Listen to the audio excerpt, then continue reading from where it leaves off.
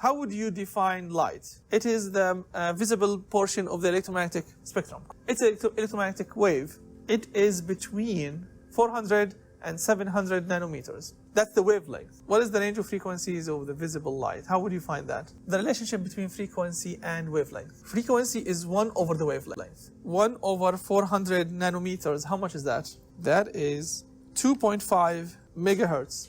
The 700, that's 1.4 mega. 2.5 megahertz and 1.4 megahertz. Smaller wavelength, larger frequencies. It occurs between wavelength of 400 and 700 nanometers, or the frequencies. I like to use the frequencies rather than the wavelength. If you have a shorter wavelength, what does that mean for the frequency? Higher frequency. And that is the different wavelength, and radiation has different properties. So X-rays, they have shorter wavelength but higher frequencies, and that is why they can penetrate a significant volume of material, and that's why they are ionizing radiation, and that's dangerous. If you have high frequency, it means that you have high energy, and that's ionizing radiation. If we have a long wavelength, the frequency will be small, and that is good for infrared. Longer wavelengths, smaller frequencies, and that's good for infrared. We call them copious, which means a lot of quantities of infrared radiation are emitted from warm objects in very long wavelengths. Now, also, long wavelengths,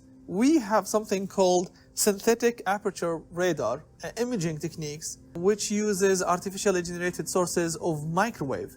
Now, if you go to this length, see this infrared and microwave? We did not use them before, but now there's a lot of applications for them. So infrared is for heat mapping.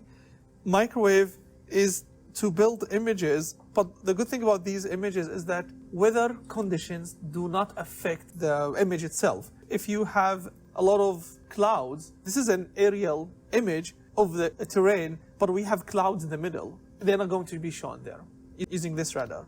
And people use the synthetic apparatus radar, the SAR, in taking surface images of Venus and other planets if they have a lot of clouds and gases in their atmosphere. Range images, you know, when we talked about in rehabilitation engineering that you can have something called range finder for obstacle detection, this is it. So you can come up with an array of distances to the object through the reflection of infrared, actually, or ultrasound waves, and they can be produced by a sonar or by using laser rangefinder to provide imaging of an objects before you. And people are using this range images in something we call machine vision, so they can reconstruct 3D images for robotics when they move. So that they don't hit these objects. Sonic images are, ultrasound images produced by reflection of sound waves on an object. And what we do is that we have high sound frequencies.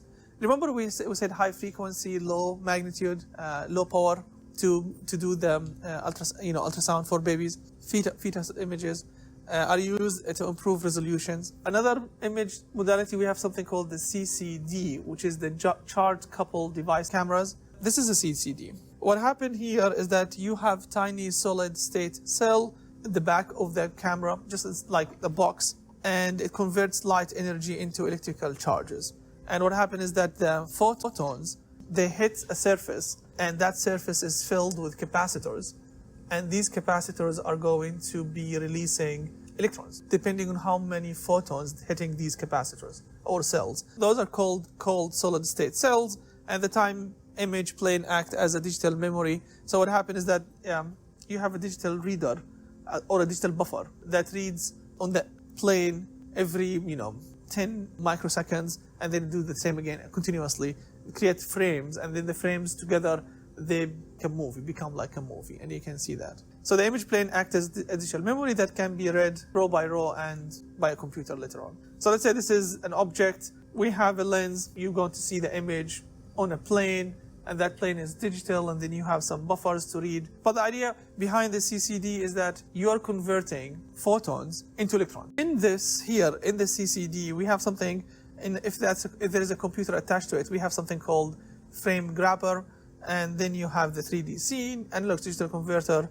and you have frame buffer and machine visioning algorithm to display and do processing. That's why this camera is plugged into the computer in order to use the processing power of the computer, which has a frame grabber. There's something called the video card in each computer. The video grabber is within the video card. The frame grabber digitizes the signal and stores it in its memory, and that's the frame buffer. And the faster and the more powerful this is, actually that's related to your video card.